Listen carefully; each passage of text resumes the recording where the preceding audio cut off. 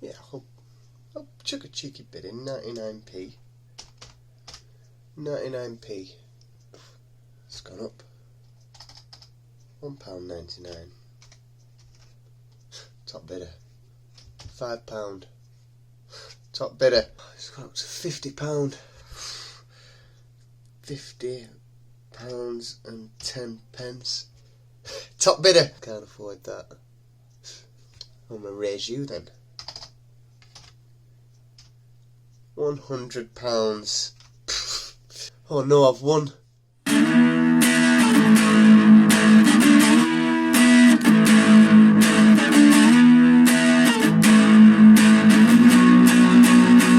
Hello YouTube, welcome back to another video with me, Retro Reclaimer, reclaiming my retro past. We've got a pickups video today, and where do we start? We've got some Carboot stuff, more DS games from Argos, and an eBay purchase as well. And I also want to do sort of like a shout. I want to shout out a game. This is sort of what I like doing, is talking about games, and as we all do. So yeah, I'll probably get some clips together and just put some clips in as I'm talking. Not clips, but pictures, because sometimes I feel like even a trailer can spoil a movie sometimes. So I don't like watching too much stuff about something that you're excited for, because it gives away too much usually. But yeah, the game I want to talk about is Green Hell. It's currently only available on the PC, I believe, through Steam, but it is coming to console. I don't know if it is already out on console, or it's due to be released soon. I'll have a look anyway, and again I'll chuck an image on to tell you if there is an expected date or whatever. But yeah, basically this game, I mentioned it a bit on one of the WhatsApp groups, but I started playing it, and it was just one of those games that you really enjoy and stand out. There's out of all the games here, there's a lot which you'll play and you enjoy, but there's only a certain amount of games which you play through, you finish, and then it's like you've got that amazingly satisfied feeling for. So yeah, Green Hell is a survival game, and it can be played single player or up to 4-player co-op as well, online, and it's story driven, although there is modes that don't have a story, so there is just like a survival mode, and it's set in the Amazon rainforest, so it's all about surviving in the Amazon. You're basically on your own, stranded in the Amazon, and there's a lot of stuff that can kill you or injure you, which will soon lead to death. So you might be poisoned by a scorpion sting, or you might come across an ant colony and get a rash. And all these things, if left untreated, can start affecting you guys' mental state. It can start affecting your nutrient levels, so you'll become thirsty a lot quicker. And of course your poison stuff. And if you don't take care of these things, you start seeing stuff. So stuff might attack you, or you hear voices. Which, especially if you've got a headset on, it's quite captivating. And then, of course, if any sort of poison and stuff like that left uncured, and you can't find food or whatever or water to keep on top, will slowly kill you off. So there's a lot of risk. There's also, you've got obviously poison grazes, infections. There's also, just actual slashes, and so you've got to be able to, if you've got a big sort of gash on your leg from a jaguar biting something, you've got to have ants to be able to sort of, I think it's all based on true stuff. Do they put the ant's head on, it sort of bites the wound, and then you rip the body off, and it's all very interesting survival stuff. There's a lot of things that can kill you. Even simple as water. There's dirty water, there's unsafe water, and they've got different levels. So if you were to drink dirty water, for example, you might start vomiting. you might get parasites, and that again will affect your mental state, will affect your nutrients level, and potentially kill you. So you've got to figure out how to survive all these different things. There's a lot of different vegetation, mushrooms and berries and nuts and stuff like that. Trying to figure out which ones work and which ones don't, which ones you can eat. Honestly, it's a fantastic game. It's quite extensive, and if I were to give an example of how extensive it is, when you're creating a fire, you've got to obviously there's no lighters or flint and steel. You have to use friction to generate the heat, and use a bit of tinder.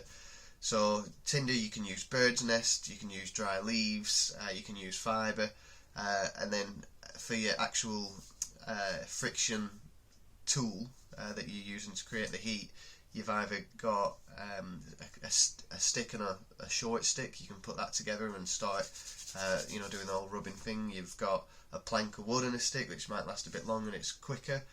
There's a bow method. You've got to find the blueprints for some of these, especially like the bow one. And it's just interesting to see that there's, I think there's 4 different ways just of creating an ember.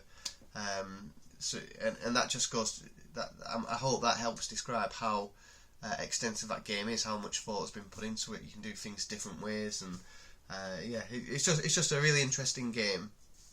But more importantly, it's the story. The story starts off. I'm not going to give away anything, but the story starts. The story starts off, and it seems a bit. It's interesting. You're immediately interested. You immediately understand that something's a bit fishy or something's not quite right. It doesn't seem, like a solid storyline. It's like, hang on, you're trying to get your head around it. But I think that's the whole idea, to be honest. That is the whole idea of your experience and your journey through this story. And then you get towards the end, and obviously you've got the conclusion, and that last sort of 20% of the story is fantastic.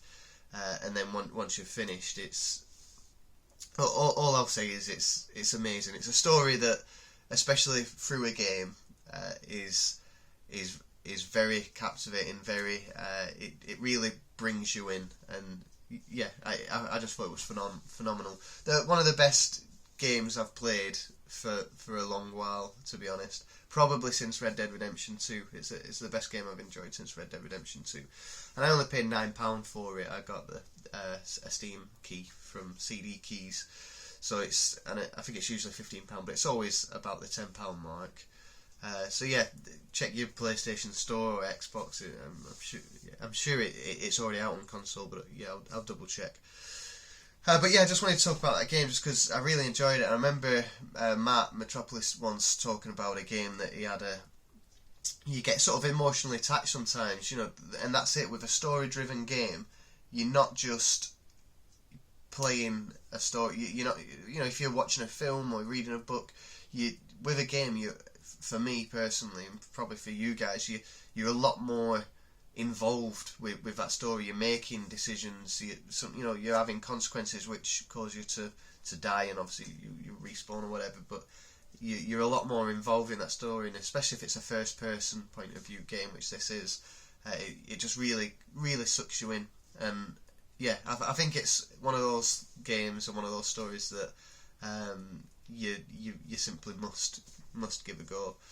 So yeah, I just thought I'd talk about it before we start doing the whole pickups, and hopefully people will go ahead and play that game and really enjoy it as well, and have that really good satisfying feeling that I've got.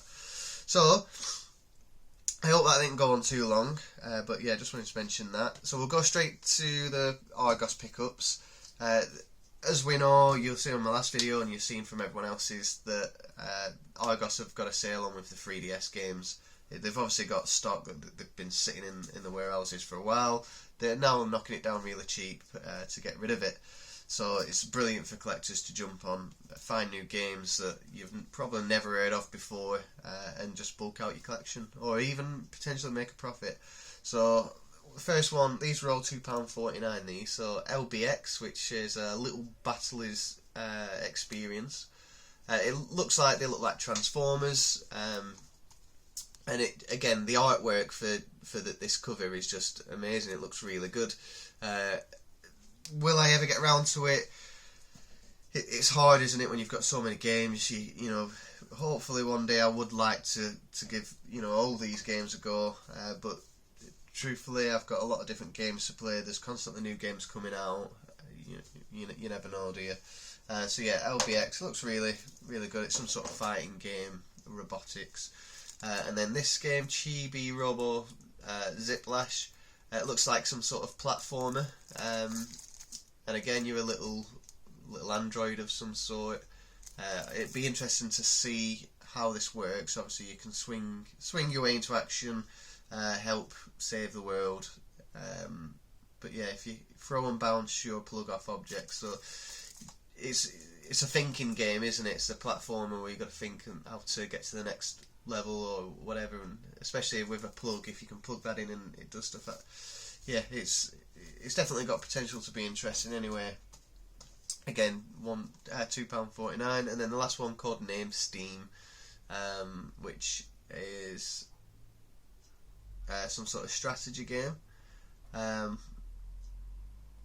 It looks like a turn-based strategy game of some sort. But yeah, again, £2.50 or well £2.49 for sealed games is an absolute bargain. So just to have those all together now from the Argos, I've got 4, 5, 6, 7, 8. I've got 9 games in the collection, and I got the 2 Mickey Mouse games which I already had, so I traded those in to earn a bit of credit. So yeah, I've really upgraded my 3DS collection with that. Okay, so I went to a Carboot. I don't think this was the Sunday just gone. It was the Sunday before, I believe. And yeah, so I went to the Carboot. It was an indoor Carboot, not the biggest, so there's not a great deal of sellers. I think I've mentioned it before on a pickups video in the past. And basically, it's just an old mill type building.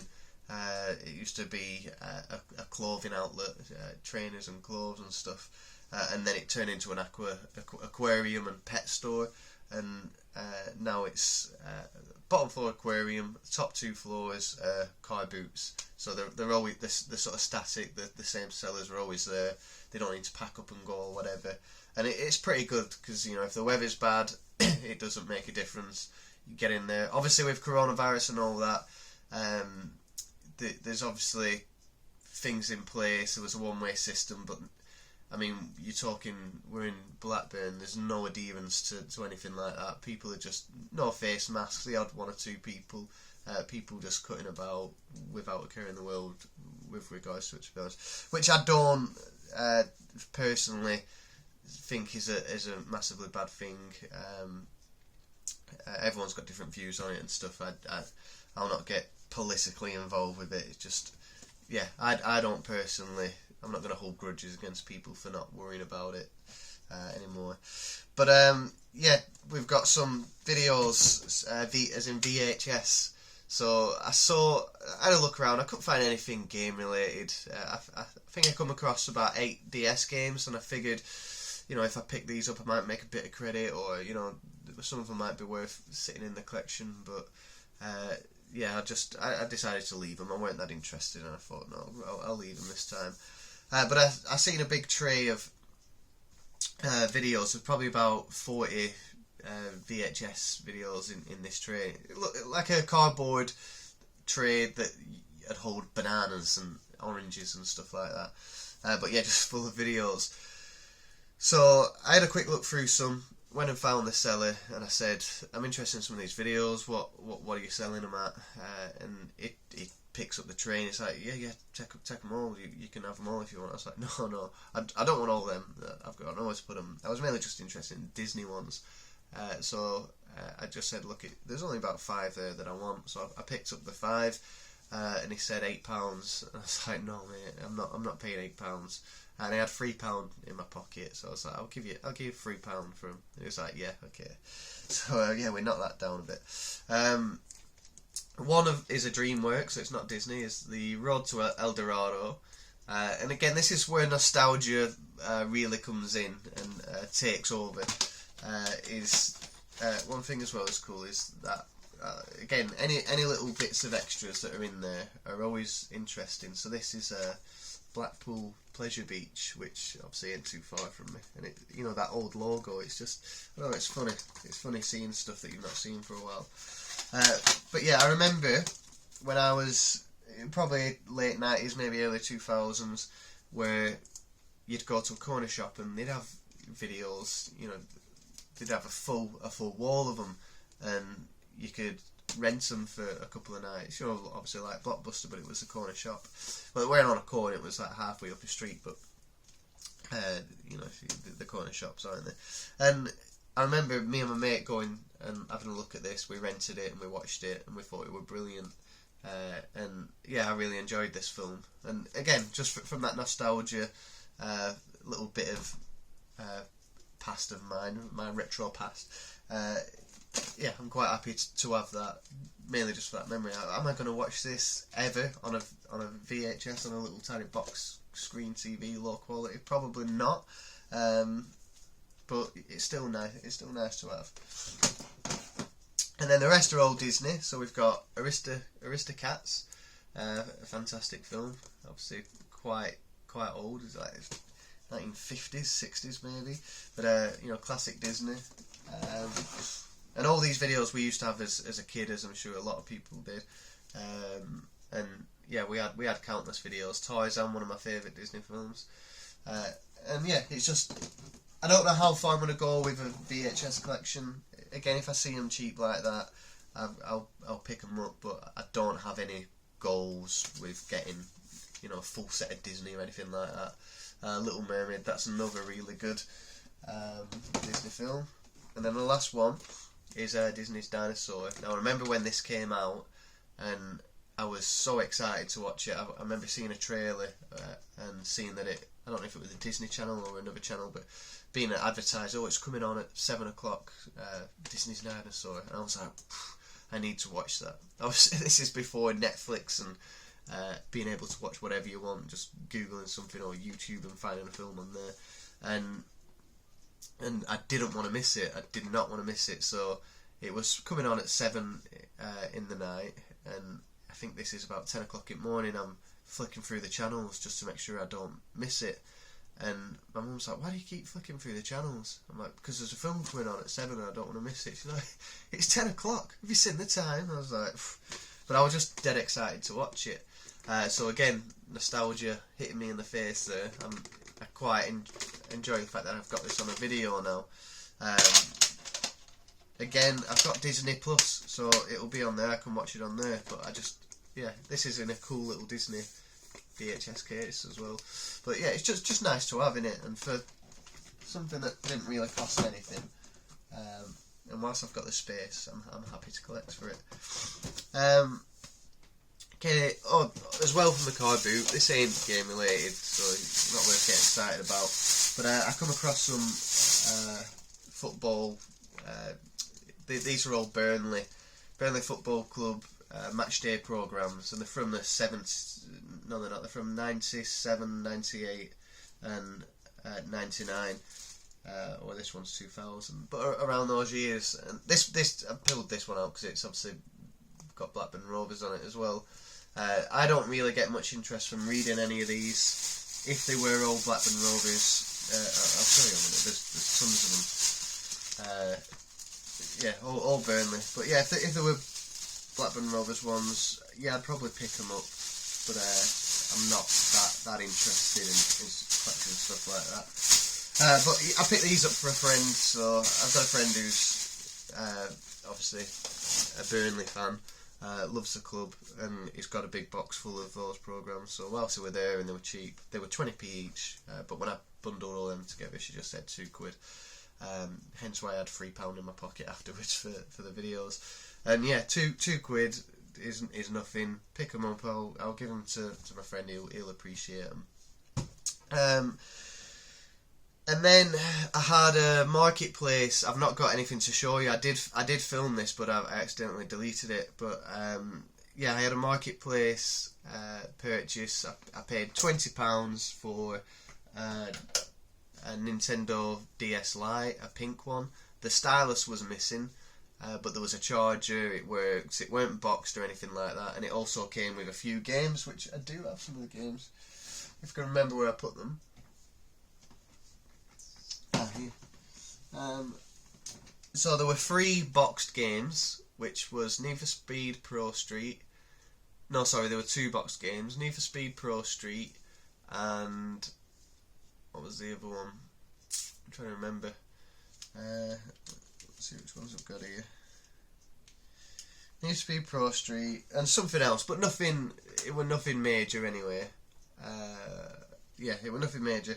And then it also had 2 games: Sims 2 Apartment Pets and Exit DS, which were unboxed. Obviously, you can't trade those in. So I took the 2 games and as well as the DS to be traded in, but I was a bit weary of the fact that there were no stylus. Would they accept it without that? And I took it down. They took the games. I had a look at the DS and said they can't take the DS because there's no serial number on the back. The strip, the security serial number strip had either worn away and come off, or been peeled off, or maybe it was once repaired or something. I'm not sure, but I was unaware about checking that stuff really. So yeah, obviously they wouldn't take it, which I was a bit gutted about. It was advertised at 25 quid. I offered 20 and figured, I can almost double my money there with those games and that DS. But it turned out that obviously I made a loss there, because I obviously spent that 20 quid. I got just short of a £5 back on the games, but obviously the DS was, I couldn't do anything with it. And there's a charity shop next door, and I had a quick look in there. I couldn't find anything. I just thought, you know what, I'll just donate this DS. So I donated it. They were happy to take it. And then I realised I've got a black DS here, but no charger. So I could have just kept it, used a charger in this DS to trade in, and at least then I could have, made some money. But I'm sure I'll come across another one at some point, and at least I can say I've done my bit for a charity. So yeah, a bit gutted about that, but take your wins with your losses. And then finally, the final thing to show you. I made an eBay purchase, which I've not done for quite a while, but I always flick through every now and then, mainly for consoles. I've been looking at original Xboxes, Sega Saturns, and just basically keeping up with the price of them. And you see one which has only got a couple of hours left, is it worth bidding? But I tend to bid on some stuff every now and then without intentionally wanting to win them. So I come across an original Xbox Crystal Edition, and it had 2 days left, but no one had bidded. But the starting bid was like £50 or something, so I put a bid in, and then someone else bidded, and so I was like, I'll just knock it up a quid. I'm sure you're all guilty of it, but it went up to £60, so I had my bid at £60, and I was thinking at the time that'd be good. I'd be happy with that, and then I forgot about it. And then I was in work, and then I had a notification, it's ending in 5 minutes. I was like looking, thinking, wow, I'm still winning. But I thought, when it gets down to the last few seconds, they'll put a bid in anyway. But they didn't, and I won it. And I was sort of happy but unhappy. I didn't want to spend that money. I was, I probably should have been a bit more responsible. I've got other stuff that money needs to go on, but it ain't going to harm me too much. But it was a bit irresponsible of me, should we say. And that's the sort of like the addiction of wanting to buy games and collect and stuff. It sort of you feel bad, but no, it's okay. And it was a pretty good deal, to be fair. So yeah, obviously won Crystal Xbox. This is just empty at the moment, but yeah, the box is in nice condition. It ain't in the best condition. There's a tear here. There's a couple of stains which I'm sure will wipe off. But as far as like it's quite rigid. There's no major damage to it, and especially from the front, that will look pretty nice up on the shelves or on display somewhere. Again, the Crystal Xbox, I had this. I got this for my birthday once, probably 2002, 3, and again, growing up with 3 brothers and a sister, to have a console, something like this, which is yours, it's just mine, it meant a lot more. So the Dreamcast was the first. Well, in fact, the first console I ever had that was mine was a SNES, then the Dreamcast, and then this. But just having my own console was a big thing for me. So that's a box. As you can see, it's just the one controller. You can get some with 2 controllers. I'm talking too much, I can feel myself getting bummed up. Okay. Now it came with the foam bits for the console, but it doesn't have the manual instructions, and it doesn't have the plastic cover for the console itself, which I'm not too fussed. I know I can get the manual for mega cheap anyway. Right, okay. It came with the crystal controller. So the fact that it's come with a controller, and looking at it, it's all... You can see it's been ravelled up and left ravelled up for a long while, but that's just what happens with these wired controllers. But the main thing is that the whole thing works. The attachments are fine. These were a very good idea, obviously at the time, but it was very soon before wireless controllers came out. But the amount of times where I've had this plugged in, someone's stepped into the wire and pulled that off, it just stops your console from, not that you're going to pull a big heavy Xbox off, but it stops it from pulling off a unit or whatever and damaging that. And it was a good idea. The only thing, however, is I must have gone through about 3 controllers all breaking due to this part, so it's being ripped out and it damages the inside. So this part actually broke off for me. But that's better than a console breaking, I guess. So it definitely needs a quick wipe. It looks to be sort of yellowed and a bit grimy, but the logo looks in good nick. The serial number and stuff at the back do. It doesn't look like it's been used a great deal. If you look at the thumbsticks, other than dirt and build up of dust, it's still got like the knobbly bits to it, which should show that it's not been used a great deal and worn down or whatever. And I'm sure after a quick clean, this will look really nice. So I'm quite chuffed with that. The console, again, in really good condition. Really heavy. I love the look of these consoles. I think they're brilliant. I think they absolutely look amazing. Just all completely crystal, and again, nostalgia just flooding back. But I had one of these in the collection before I sold it all as well. So in my older videos, I've actually picked up 2 of these. I gave one to a friend, and then I had one boxed in my collection for a long while. But when I thought I want to get rid of it all, I sold it all. So I'm really happy to have one back. Yeah, everything works fine. There's no sign of any damage or whatever. So again, the box, the controller, the console are all in really good condition, and that's something I'm quite happy with, to be honest. What I'm not happy with is the fact that there's no wires, so I've got no AV cable or a SCART adapter, and I've no power cable that have come with it, and that weren't explained on the description or in the title or anything like that. So I flicked through the pictures, and there's no leads shown in the pictures, but I do feel that I was played a bit with the fact that information was not put out, that it weren't identified that it wouldn't come with wires. So I did write a message back, and they got back to me pretty quickly, and they're looking into it now. They apparently sell a lot of different consoles and stuff, and they think it's got missing with something else. But they're working on it, and apparently they're going to send it out to me. I mean, I'm not going to send it back or anything like that. But yeah, I'm hoping that they can get something to me. I do have a power lead that can power it on, but I would now need to buy an AV cable, which is a bit of a shame. But yeah, hopefully they get back to me and get one sent out. Fingers crossed.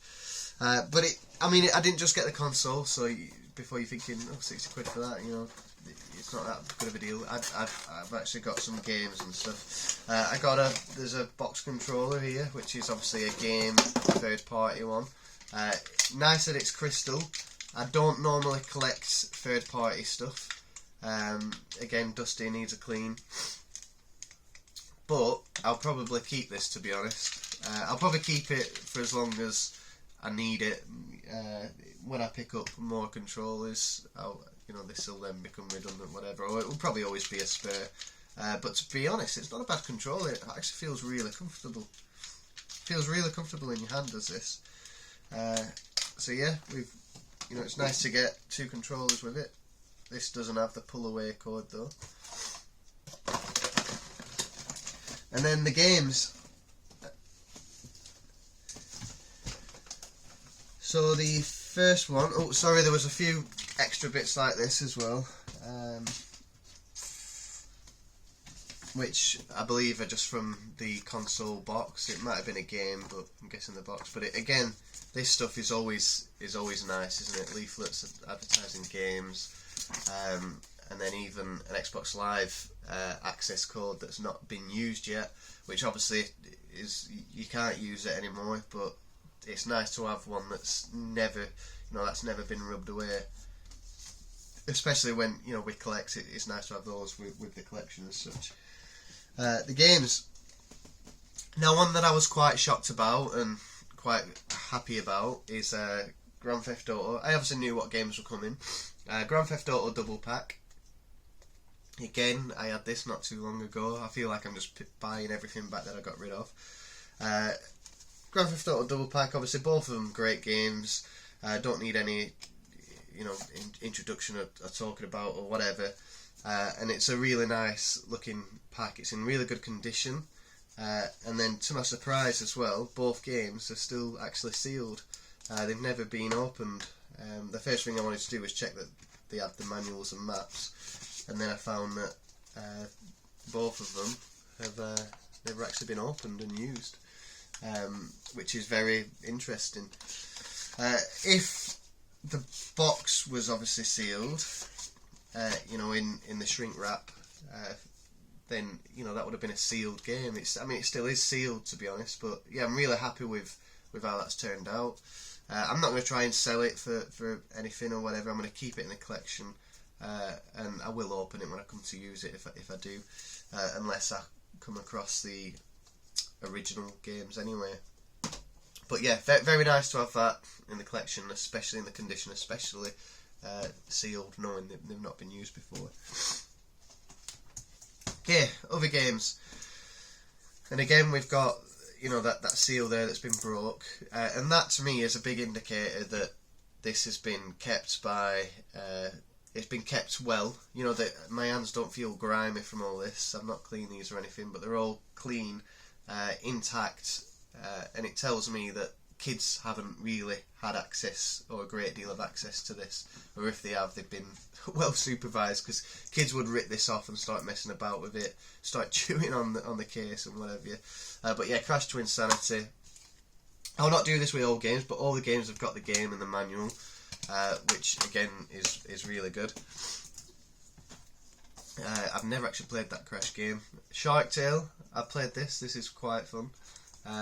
Again, I'll do this last one. Case in good condition. We've got a manual and stuff. We've got obviously the disc. Simpson Set and Run, really chuffed to get this because the price just keeps going up and up. I think you can get £16 trade credit for this now. But I am going to keep this. I'm going to keep this in the collection. Just because I used to play this game a lot. It used to really stress me out, but it is fun. And especially whilst it's going up, I'm just going to keep hold of it. World Championship Rugby. A horrendous sport. No, I don't particularly enjoy or like playing, watching, or anything associated with rugby. It just ain't for me. Football is a million times better. So yeah, I probably won't ever put that in the console and play it. Cars. I think I played a demo of this, or I played a demo of Cars 2 actually on the 360. But I'd probably play that and enjoy it if I'm honest. Charlie and the Chocolate Factory, I've got 2 copies of that now on the PS2, so now I've got one on the Xbox. It's got some stuff on the front like white stains, not those nasty white stains, but this, it feels like moulding clay. It's dead smooth, and if I just pick it, it'll come off. But you know, when you make a I don't know, you use a mixture to at first it's wet, you got to let it dry, and you know, to create your own prints and stuff like that. You know what I'm talking about. It feels like that. True Crime, Streets of LA. This one, another game when I was younger, and at the time it was out, I put a lot of time into that. Really fun. Bit like GTA. The combat was really good on that game. I remember you'd go in, there'd be combat. It'd be either a combat mission, a driving mission, or a shooting mission, possibly more. But it weren't massively open world. They were all missions. Outrun 2. I've had this before. A fantastic game. I love the arcade game itself of Outrun. Shrek 2. I've already got this, so this is now a spare. I think it's like 80p trade value, so I'll probably just keep it for the case, unless anyone needs that in the collection. If you collect an original Xbox, you need Shrek 2, you can have it. And then Pro Evolution Soccer 4. I think this was a time where FIFA and Pro Evo were sort of not. I'd say I won't say half and half. I think FIFA have always had the upper hand, but a lot of people enjoyed this as opposed to, I think it was FIFA 06 or 07 at the time. But yeah, this one was pretty good. I quite enjoyed that one. And that's all the games. So again, to get that console for 60 quid in the condition it's in, with the box, the pad and stuff, and then those games, I'm happy about. I think I've got a bit lucky, to be honest. Obviously it's unfortunate about the wires. They are working on it. Hopefully, fingers crossed, that I do get those through. If not, I know it won't be too hard to source them. So yeah, I've got a lot of Xbox games that I've not played for a while. I love the system, and yeah, I'm looking forward to having this probably on display more than anything. But yeah, chuffed to have it back in the collection. So cheers for watching, guys. Sorry I didn't have any footage of the DS and stuff, but it weren't really that interesting anyway. And yeah, hope you're all well, and we'll see you soon in the next one. Okay, cheers.